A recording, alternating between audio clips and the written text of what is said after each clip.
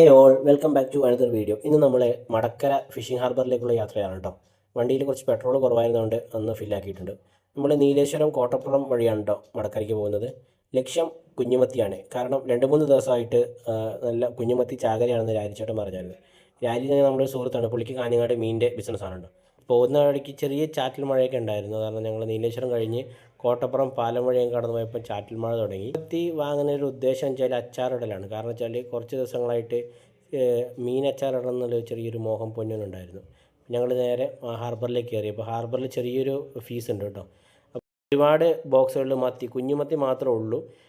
ചാള എന്നാണ് ബാക്കി ഭാഗങ്ങളിലേക്ക് ഇത് പറയുന്നത്. ഇവിടെ നമ്മൾ കുഞ്ഞു മത്തിയാണെന്നാണ് പറയുന്നത് കേട്ടോ. അപ്പം ഒരുപാട് പിന്നെ മീൻ വന്നുകൊണ്ട് പുറംകടലിൽ നിന്ന് ഫീഡർ ബോട്ടുകളിൽ മത്തി ഇങ്ങനെ നമ്മളുടെ കരയിലേക്ക് എത്തിക്കൊണ്ടുണ്ട്. അപ്പം ഞങ്ങളതൊക്കെ ഇങ്ങനെ നോക്കി നിന്നു. എന്തോരം മത്തിയ വന്ന് കൊണ്ടുവന്ന് അവർ പിന്നെ ഫില്ല് ചെയ്തുകൊണ്ടിരിക്കുന്നത്.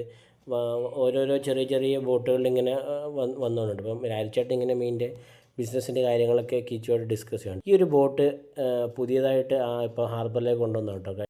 ഞങ്ങൾ അവിടുന്ന് ഒരു കവർ ഒപ്പിച്ചിട്ട് ഏകദേശം ഒരു 5 കിലോ മത്തിയും വാങ്ങി നേരെ വീട്ടിലേക്ക് പോന്നു.